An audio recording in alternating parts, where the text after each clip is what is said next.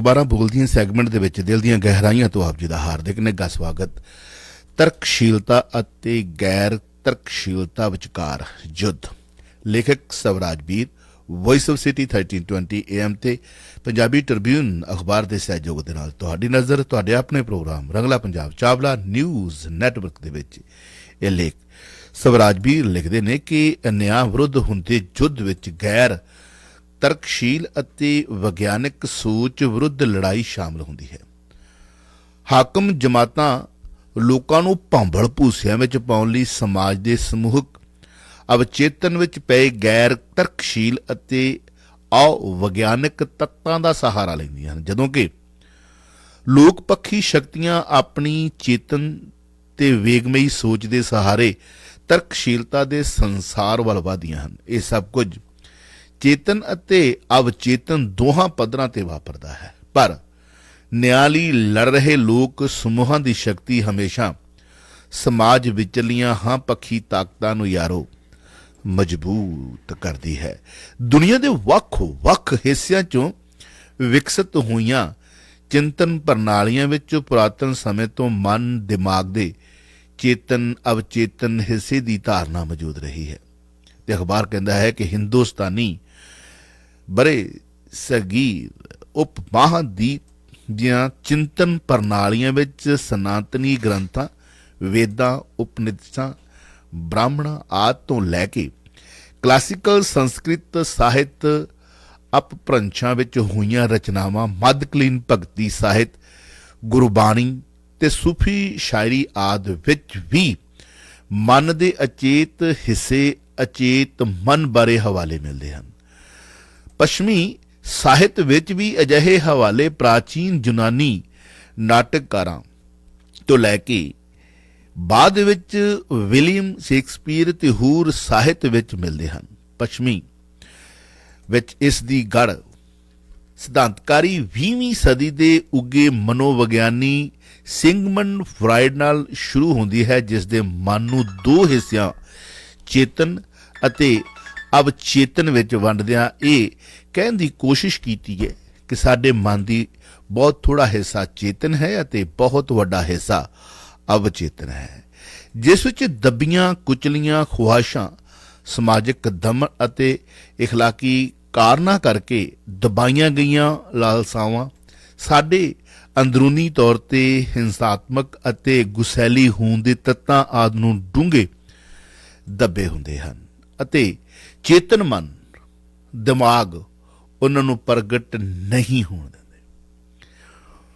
ਲੇਕਿਨ ਕਹਿੰਦਾ ਕਿ ਫਰਾਇਡ ਨੇ ਦਰਸਾਇਆ ਕਿ ਅਵਚੇਤਨ ਦੀਆਂ ਧੁਨੀਆਂ, ਸੁਪਨਿਆਂ ਦੀਆਂ ਦੁਨੀਆਂ ਸਾਡੀ ਰੋਜ਼ਮਰਾ ਜ਼ਿੰਦਗੀ ਦੌਰਾਨ ਅਚੇਤ ਹੀ ਮੂੰਹ ਚੋਂ ਨਿਕਲੇ ਸ਼ਬਦ ਜਿਹੜੇ ਅਸੀਂ ਬੋਲਣਾ ਨਹੀਂ ਚਾਹੁੰਦੇ, ਭਾਵ ਜ਼ੁਬਾਨ ਦਾ ਫਿਸਲਣਾ, ਤਿਲਕਣਾ, ਲਤੀਫਿਆਂ ਅਤੇ ਕਲਾ ਦੇ ਸੰਸਾਰ ਵਿੱਚੋਂ ਦੇਖੀਆਂ ਜਾ ਸਕਦੀਆਂ ਹਨ। ਕਾਰਲ ਜੁੰਗ ਨੇ ਸਮੂਹਕ ਅਵਚੇਤਨ ਦਾ ਸਿਧਾਂਤ ਦਿੰਦਿਆਂ ਕਿਹਾ ਕਿ ਮਨੁੱਖ ਮਾਨਸਿਕ ਸੰਸਾਰ ਵਿੱਚ ਕੁਝ ਸੁਭਾਵਕ ਰੁਚੀਆਂ ਅਤੇ ਮੂਲ ਰੂਪ ਪੁਰਾਤਨ ਮੁੱਢ ਕਦੀਮ ਤੋਂ ਮਨਾਂ ਦਿਮਾਗਾਂ ਵਿੱਚ ਪਏ ਹੋਏ ਬਿੰਬ, ਪ੍ਰਤੀਕ ਆਦਿ ਪਏ ਹੁੰਦੇ ਹਨ ਅਤੇ ਮਨੁੱਖ ਦਾ ਨਿੱਜੀ ਅਵਚੇਤਨ ਉਸਦੇ ਸਮੂਹਕ ਅਵਚੇਤਨ ਦੀ ਪੈਦਾਵਾਰ ਹੁੰਦਾ ਹੈ। ਤੇ ਲੇਖਕ ਕਹਿੰਦੇ ਨੇ ਕਿ ਜੁੰਗ ਨੇ ਇਹ ਕਹਿਣ ਦੀ ਕੋਸ਼ਿਸ਼ ਕੀਤੀ ਹੈ ਕਿ ਸਮੂਹਕ ਅਵਚੇਤਨ ਸਾਰੀ ਮਨੁੱਖਤਾ ਹੈ ਅਤੇ ਇਸ ਦੀ ਧਾਰਨਾ ਦੀ ਵਿਆਖਿਆ ਦੁਨੀਆ ਦੀਆਂ ਵੱਖ-ਵੱਖ ਮਿੱਥਾਂ ਅਤੇ ਲੋਕ ਕਹਾਣੀਆਂ ਵਿਚਲੀਆਂ ਸਮਾਨਤਾਵਾਂ ਰਾਹੀਂ ਕਰਨ ਦਾ ਯਤਨ ਕੀਤਾ ਹੈ। ਬਹੁਤ ਸਾਰੇ ਮਨੋਵਿਗਿਆਨੀਆਂ ਅਤੇ ਸਮਾਜ ਸ਼ਾਸਤਰੀਆਂ ਨੇ ਇਸ ਸਿਧਾਂਤ ਦਾ ਇਹ ਕਹਿੰਦਿਆਂ ਵਿਰੋਧ ਕੀਤਾ ਕਿ ਇਹ ਸਿਧਾਂਤ ਇਤਿਹਾਸਕ ਨਹੀਂ ਹੈ, ਮਨੁੱਖੀ ਇਤਿਹਾਸ ਨੂੰ ਵਿਸਾਰਦਾ ਹੈ, ਇਹ ਪੂਰਵਕ ਧਾਰਨਾ ਤੇ ਆਧਾਰਿਤ ਹੈ। ਸਾਰੀ ਦੁਨੀਆ ਦੇ ਮਨੁੱਖਾਂ ਦਾ ਵਿਰਸਾ ਇੱਕੋ ਜਿਹਾ, ਭਾਵ ਸਰਬ ਸਾਂਝਾ ਹੈ ਤੇ ਇਸ ਤਰ੍ਹਾਂ ਵੱਖ-ਵੱਖ ਲੋਕ ਸਮੂਹਾਂ ਦੇ ਸੱਭਿਆਚਾਰਾਂ ਵਿਚਲੇ ਵਖਰੇਵਿਆਂ ਨੂੰ ਵਿਸਾਰਦਾ ਹੈ। ਇਸ ਸਭ ਕੁਝ ਦੇ ਬਾਵਜੂਦ ਗਿਆਨ ਦੀ ਦੁਨੀਆ ਵਿੱਚ ਇਹ ਧਾਰਨਾਵਾਂ ਬਣੀਆਂ ਕਿ ਲੋਕ ਸਮੂਹਾਂ ਵਿੱਚ ਜਿੱਥੇ ਇੱਕ ਖਾਸ ਤਰ੍ਹਾਂ ਦੀ ਸਮੂਹਕ ਸਮਾਜਿਕ ਚੇਤਨਾ ਹੁੰਦੀ ਹੈ, ਉਸੇ ਤਰ੍ਹਾਂ ਉਹਨਾਂ ਕੋਲ ਸਾਂਝੀਆਂ ਇਤਿਹਾਸਕ ਅਤੇ ਮਿਥਿਹਾਸਕ ਯਾਦਾਂ, ਸੰਸਕਾਰਾਂ, ਵੱਖ-ਵੱਖ ਘਟਨਾਵਾਂ ਬਾਰੇ ਪ੍ਰਤੀਕਿਰਿਆ ਕਰਨ ਦੇ ਢੰਗ ਤਰੀਕਿਆਂ ਦਾ ਇੱਕ ਅਜਿਹਾ ਸਾਂਝਾ ਸੰਸਾਰ ਹੁੰਦਾ ਹੈ ਜਿਸ ਦਾ ਵੱਡਾ ਹਿੱਸਾ ਉਹਨਾਂ ਦੇ ਅਚੇਤ ਮਨ ਅਵਚੇਤਨ ਵਿੱਚ ਪਿਆ ਹੁੰਦਾ ਹੈ ਅਤੇ ਇਸ ਤਰ੍ਹਾਂ ਲੋਕ ਸਮੂਹਾਂ ਦੇ ਮਨਾਂ ਦਿਮਾਗਾਂ ਵਿੱਚ ਸਮੂਹਕ ਸਮਾਜਿਕ ਚੇਤਨਾ ਦੇ ਨਾਲ ਇੱਕ ਸਮੂਹਕ ਅਵਚੇਤਨ ਵੀ ਮੌਜੂਦ ਰਹਿੰਦਾ ਹੈ। ਇਹ ਧਾਰਨਾ ਕਾਇਮ ਹੁੰਦੀ ਦਿਸੀ ਕਿ ਹਰ ਲੋਕ ਸਮੂਹ ਦਾ ਸਮੂਹਕ ਅਵਚੇਤਨ ਦੂਸਰਿਆਂ ਨਾਲੋਂ ਵੱਖਰਾ ਅਤੇ ਸਥਾਨਕ ਲੋਕਾਂ ਦੀਆਂ ਸਾਂਝੀਆਂ ਯਾਦਾਂ, ਵਿਚਾਰਾਂ ਤੇ ਸੰਸਕਾਰਾਂ ਦੁਆਰਾ ਨਿਰਮਿਤ ਹੁੰਦਾ ਹੈ। ਇਸ ਤਰ੍ਹਾਂ ਸਮੂਹਕ ਅਵਚੇਤਨ ਦਾ ਬਣਨਾ ਇੱਕ ਸਮਾਜਿਕ ਵਰਤਾਰਾ ਹੈ ਅਤੇ ਲੋਕ ਸਮੂਹ ਦੇ ਮਨਾਂ ਵਿੱਚ ਸਾਂਝੇ ਵਿਚਾਰ ਅਤੇ ਧਾਰਨਾਵਾਂ ਮੌਜੂਦ ਰਹਿੰਦੀਆਂ ਹਨ ਜਿਹੜੀਆਂ ਤਰਕ ਦੇ ਆਧਾਰਿਤ ਨਹੀਂ ਹੁੰਦੀਆਂ। ਤੇ ਲੇਖ ਕਹਿੰਦਾ ਹੈ ਕਿ ਇਸ ਬਹਿਸ ਤੋਂ ਇਹ ਨਤੀਜਾ ਨਿਕਲਦਾ ਹੈ ਕਿ ਸਮਾਜਿਕ ਸਮੂਹਕ ਚੇਤਨਾ ਅਤੇ ਸਮੂਹਕ ਅਵਚੇਤਨ ਦੋਵੇਂ ਸਮਾਜਿਕ ਵਰਤਾਰੇ ਹਨ ਅਤੇ ਜੋ ਵੀ ਸਮਾਜ ਵਿੱਚ ਵਾਪਰਦਾ ਹੈ ਤੋਂ ਪ੍ਰਭਾਵਿਤ ਹੁੰਦੇ ਹਨ। ਪ੍ਰਸ਼ਨ ਇਹ ਹੈ, ਸਵਾਲ ਇਹ ਹੈ ਕਿ ਸਮਾਜ ਵਿੱਚ ਕੀ ਵਾਪਰ ਰਿਹਾ ਹੈ ਅਤੇ ਸਾਡੇ ਸਮਾਜਿਕ, ਸਿਆਸੀ ਅਤੇ ਧਾਰਮਿਕ ਆਗੂ ਸਮੂਹਕ ਸਮਾਜਿਕ ਚੇਤਨਾ ਅਤੇ ਸਮੂਹਕ ਅਵਚੇਤਨ ਵਿੱਚ ਕਿਸ ਤਰ੍ਹਾਂ ਦੀਆਂ ਰੁਚੀਆਂ, ਖੁਆਇਸ਼ਾਂ, ਲਾਲਸਾਵਾਂ, ਪ੍ਰਵਿਰਤੀਆਂ ਅਤੇ ਸੰਸਾਰ ਵਿੱਚ ਹੋ ਰਹੇ ਵਰਤਾਰਿਆਂ ਦਾ ਵਿਰੋਧ ਕਰਨ ਜਾਂ ਸਹਿਮਤੀ ਪ੍ਰਗਟਾਉਣ ਦੇ ਢੰਗ ਤਰੀਕਿਆਂ ਨੂੰ ਉਤਸ਼ਾਹਿਤ ਕਰ ਰਹੇ ਹਨ। ਤੇ ਅਖਬਾਰ ਲਿਖਦਾ ਹੈ ਕਿ ਪਿਛਲੇ 2 ਸਾਲਾਂ ਵਿੱਚ 2 ਵੱਡੇ ਵਰਤਾਰਿਆਂ ਭਾਵ ਕੋਵਿਡ-19 ਦੀ ਮਹਾਮਾਰੀ ਕਾਰਨ ਕੀਤੀ ਗਈ ਤਾਲਾਬੰਦੀ ਅਤੇ ਮੌਜੂਦਾ ਕਿਸਾਨ ਅੰਦੋਲਨ ਦੌਰਾਨ ਸਮਾਜਿਕ ਚੇਤਨਾ ਅਤੇ ਸਮੂਹਕ ਅਵਚੇਤਨ ਵਿੱਚ ਹੋਈਆਂ ਤਬਦੀਲੀਆਂ ਦਾ ਵਿਸ਼ਲੇਸ਼ਣ ਇਸ ਸੰਦਰਭ ਵਿੱਚ ਅਤਿਅੰਤ ਦਿਲਚਸਪ ਅਤੇ ਡੂੰਘੇ ਅਰਥਾਂ ਵਾਲਾ ਹੈ। ਤੇ ਅਖਬਾਰ ਲਿਖਦਾ ਹੈ ਕਿ ਫਰਵਰੀ 2020 ਵਿੱਚ ਸਾਰੀ ਦੁਨੀਆ, ਪੂਰੇ ਵਿਸ਼ਵ ਵਿੱਚ ਕੋਵਿਡ-19 ਦੀ ਮਹਾਮਾਰੀ ਫੈਲਣ ਬਾਰੇ ਖਤਰੇ ਦੀਆਂ ਘੰਟੀਆਂ ਵੱਜ ਰਹੀਆਂ ਸਨ। ਘੰਟੀਆਂ।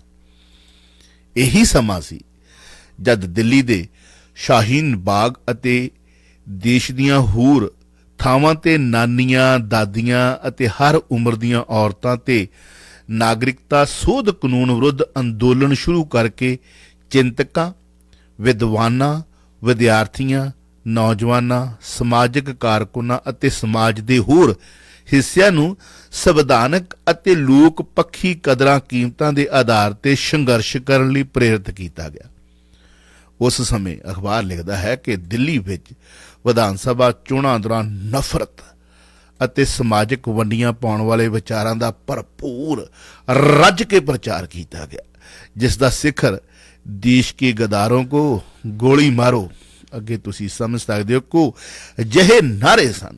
24-25 ਫਰਵਰੀ 2020 ਨੂੰ ਅਮਰੀਕੀ ਰਾਸ਼ਟਰਪਤੀ ਦੇ ਸਵਾਗਤ ਲਈ ਹਜ਼ਾਰਾਂ ਲੋਕ ਇਕੱਠੇ ਕੀਤੇ ਗਏ।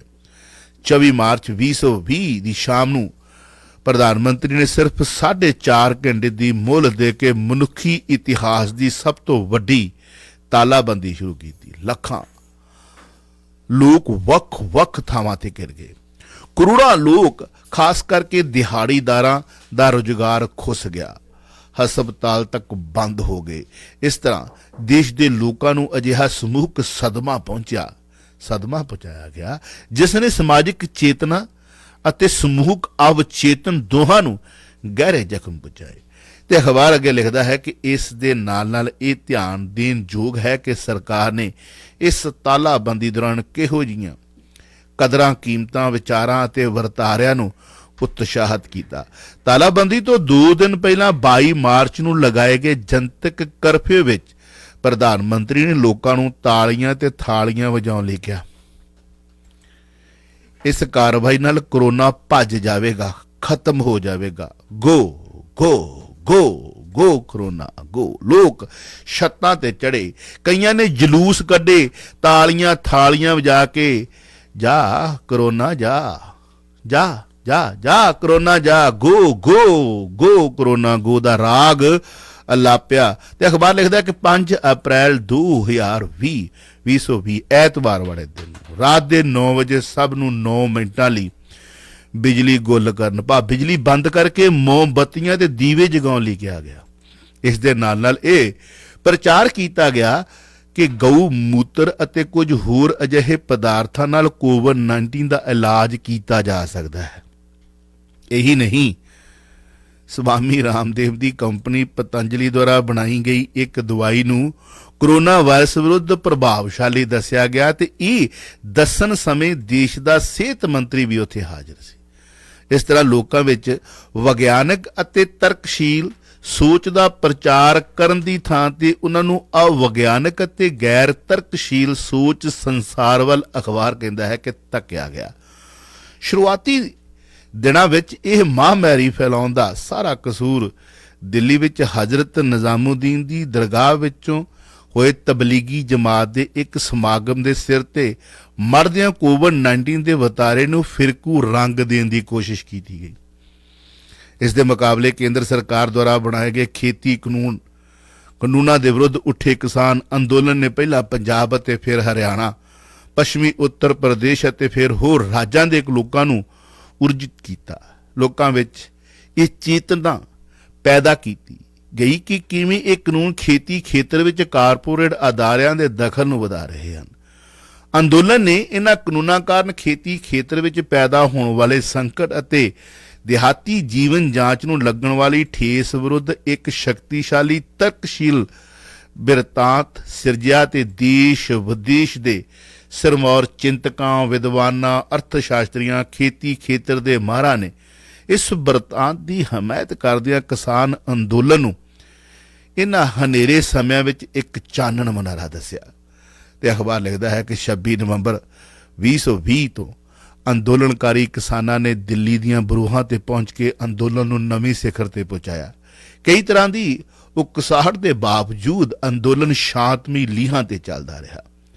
ਅੰਦੋਲਨ ਵਿੱਚ ਗੁਰੂ ਨਾਨਕ ਜੀ ਦੇ ਸਰਬ ਸਾਂਝੀਵਾਲਤਾ ਦੇ ਅਤੇ ਵੰਡ ਕੇ ਛਕੋ ਲੰਗਰ ਦੀ ਪਰੰਪਰਾ ਦੇ ਫਲਸਫੇ ਦੀ ਲੋਅ ਹਰ ਤਰਫ ਫੈਲੀ। ਅੰਦੋਲਨਕਾਰੀਆਂ ਨੇ ਸਿੱਖ ਗੁਰੂਆਂ ਬਾਬਾ ਬੰਦਾ ਸਿੰਘ ਬਹਾਦਰ, BR ਅੰਬੇਦਕਰ, ਭਗਤ ਸਿੰਘ, ਗਦਰੀ ਯੋਧਿਆਂ ਅਤੇ ਹੋਰ ਲੋਕ ਨਾਇਕਾਂ ਨੂੰ ਯਾਦ ਕੀਤਾ। ਉਹਨਾਂ ਨੇ ਭੀਮਾ ਕੋਰੇਗਾਂਵ ਅਤੇ ਹੋਰ ਕੇਸਾਂ ਵਿੱਚ ਨਜ਼ਰਬੰਦ ਕੀਤੇ ਗਏ ਚਿੰਤਕਾਂ, ਵਕੀਲਾਂ, ਕਵੀਆਂ, ਰੰਗਕਰਮੀਆਂ ਅਤੇ ਸਮਾਜਿਕ ਕਾਰਕੁਨਾਂ ਨੂੰ ਰਿਹਾ ਕਰਨ ਦੀ ਮੰਗ ਕੀਤੀ। ਅੰਦੋਲਨ ਵਿੱਚ ਵੱਡੀ ਗਿਣਤੀ ਵਿੱਚ ਔਰਤਾਂ ਦੀ ਸ਼ਮੂਲੀਅਤ ਨੇ ਨਵਾਂ ਇਤਿਹਾਸ ਸਿਰਜਿਆ।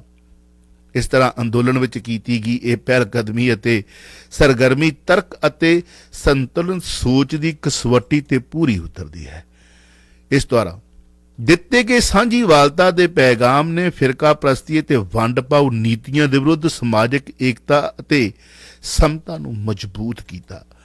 ਉਪਰੋਕਤ ਬਹਿਸ ਤੋਂ ਅਖਬਾਰ ਲਿਖਦਾ ਹੈ ਕਿ ਸਪਸ਼ਟ ਹੁੰਦਾ ਹੈ ਕਿ ਸਰਕਾਰ ਦੁਆਰਾ ਕੋਵਿਡ-19 ਦੀ ਮਹਾਂਮਾਰੀ ਦੌਰਾਨ ਕੀਤੀਆਂ ਸਰਗਰਮੀਆਂ ਨੇ ਸਮਾਜ ਵਿੱਚ ਵਿਗਿਆਨਕ ਚੇਤਨਾ ਵਧਾਉਣ ਦੀ ਥਾਂ ਤੇ ਸਮਾਜ ਦੇ ਸਮੂਹਕ ਅਵਚੇਤਨ ਵਿੱਚ ਪਏ ਗੈਰ ਤਰਕਸ਼ੀਲ ਤੱਤਾਂ ਨੂੰ ਉਤਸ਼ਾਹਿਤ ਕਰਕੇ ਲੋਕਾਂ ਨੂੰ ਨਿਤਾਣੇ ਤੇ ਨਿਮਾਣੇ ਬਣਾਉਣ ਦੀ ਕੋਸ਼ਿਸ਼ ਕੀਤੀ। ਉਸ ਦੇ ਮੁਕਾਬਲੇ ਕਿਸਾਨ ਅੰਦੋਲਨ ਨੇ ਸਮਾਜਿਕ ਚੇਤਨਤਾ ਵਿੱਚ ਸਕਾਰਾਤਮਕ ਵਾਧਾ ਕੀਤਾ। ਨੌਜਵਾਨਾਂ, ਵਿਦਿਆਰਥੀਆਂ, ਔਰਤਾਂ ਨੂੰ ਅੰਦੋਲਨ ਦੇ ਕਲਾਵੇ ਵਿੱਚ ਲੈਂਦਿਆਂ ਉਹਨਾਂ ਨੂੰ ਨਵੀਂ ਦਿਸ਼ਾ ਦਿਖਾਈ। ਅੰਦੋਲਨ ਨੇ ਸਮੂਹਕ ਅਵਚੇਤਨ ਵਿੱਚ ਪਏ ਉਹਨਾਂ ਨਾਇਕਾਂ ਜਿਵੇਂ ਪ੍ਰੈਕਟ ਵਿੱਚ ਅਖਬਾਰ ਲਿਖਦਾ ਹੈ ਦੁੱਲਾ ਭੱਟੀ ਆਦਿ ਦੀ ਗੱਲ ਛੇੜੀ ਜਿਨ੍ਹਾਂ ਨੇ ਆਪਣੇ ਵੇਲਿਆਂ ਵਿੱਚ ਜ਼ਬਰ ਦਾ ਸਾਹਮਣਾ ਕਰਦਿਆਂ ਕੁਰਬਾਨੀਆਂ ਦਿੱਤੀਆਂ ਸਨ। ਅਨਿਆਂ ਵਿਰੁੱਧ ਹੁੰਦੇ ਯੁੱਧ ਵਿੱਚ ਗੈਰ ਤਰਕਸ਼ੀਲ ਅਤੇ ਅਵਿਗਿਆਨਕ ਸੋਚ ਵਿਰੁੱਧ ਲੜਾਈ ਸ਼ਾਮਲ ਹੁੰਦੀ ਹੈ। ਹਾਕਮ ਜਮਾਤ ਲੋਕਾਂ ਨੂੰ ਭੰਬਲ ਭੂਸਿਆਂ ਵਿੱਚ ਪਾਉਣ ਲਈ ਸਮਾਜ ਦੇ ਸਮੂਹਕ ਅਵਚੇਤਨ ਵਿੱਚ ਪਏ ਗੈਰ ਤਰਕਸ਼ੀਲ ਅਤੇ ਅਵਿਗਿਆਨਕ ਤੱਤਾਂ ਦਾ ਅਖਬਾਰ ਕਹਿੰਦਾ ਸਹਾਰਾ ਲੈਂਦੀਆਂ ਹਨ, ਜਦੋਂ ਕਿ ਲੋਕ ਪੱਖੀ ਸ਼ਕਤੀਆਂ ਆਪਣੀ ਚੇਤਨ ਤੇ ਵੇਗਮਈ ਸੋਚ ਦੇ ਸਹਾਰੇ ਤਰਕਸ਼ੀਲਤਾ ਦੇ ਸੰਸਾਰ ਵੱਲ ਵਧਦੀਆਂ ਹਨ। ਇਹ ਸਭ ਕੁਝ ਚੇਤਨ ਅਤੇ ਅਵਚੇਤਨ ਦੋਹਾਂ ਪੱਧਰਾਂ ਤੇ ਵਾਪਰਦਾ ਹੈ, ਪਰ ਨਿਆਂ ਲਈ ਲੜ ਰਹੇ ਲੋਕ ਸਮੂਹਾਂ ਦੀ ਸ਼ਕਤੀ ਹਮੇਸ਼ਾ ਸਮਾਜ ਵਿਚਲੀਆਂ ਹਾਂ ਪੱਖੀ ਤਾਕਤਾਂ ਨੂੰ ਮਜ਼ਬੂਤ ਕਰਦੀ ਹੈ। ਮੌਜੂਦਾ ਯੁੱਧ ਵਿੱਚ ਕਿਸਾਨ ਅੰਦੋਲਨ ਨੇ ਨਿਆਂ ਲਈ ਸੰਘਰਸ਼ ਕਰਦਿਆਂ ਤਰਕਸ਼ੀਲ ਸੋਚ ਨੂੰ ਮਜ਼ਬੂਤ ਕੀਤਾ ਹੈ, ਮਜ਼ਬੂਤ। ਤੇ ਅਖਬਾਰ ਆਖਰੀ ਲਾਈਨਾਂ ਦੇ ਵਿੱਚ ਲਿਖਦਾ ਹੈ ਕਿ ਇਸ ਅੰਦੋਲਨ ਦੀ ਇੱਕ ਵੱਡੀ ਅਤੇ ਬਹੁਮੱਲੀ ਨੈਤਿਕ ਜਿੱਤ ਹੈ, ਨੈਤਿਕ ਜਿੱਤ। ਟਾਈਟਲ ਸੀ ਤਰਕਸ਼ੀਲਤਾ ਅਤੇ ਗੈਰ ਤਰਕਸ਼ੀਲਤਾ। ਸਵਰਾਜ ਵੀਰ ਕਿੱਥੋਂ ਸ਼ੁਰੂ ਹੋਏ, ਕਿੱਥੇ ਗਏ, ਕਿੱਥੋਂ ਤੱਕ ਆਏ, ਇਹ ਤੁਸੀਂ ਖੁਦ ਅੰਦਾਜ਼ਾ ਲਾ ਸਕਦੇ ਹੋ। ਪੰਜਾਬੀ ਟ੍ਰਿਬਿਊਨ ਅਖਬਾਰ ਦੇ ਇਨ ਬਿਨ ਕੱਲੇ ਕੱਲੇ ਲਫ਼ਜ਼ ਨੂੰ ਅਖਬਾਰਾਂ ਬੋਲਦੀਆਂ ਸੈਗਮੈਂਟ ਦੇ ਵਿੱਚ ਤੁਹਾਡੇ ਰੂਬਰੂ ਕੀਤਾ। ਪੜ੍ਹਦਿਆਂ ਗਲਤੀ ਹੋ ਗਈ ਹੋਵੇਗੀ, ਉਸ ਲਈ ਖਿਮਾ ਦਾ ਜਾਚਕ ਹਾਂ।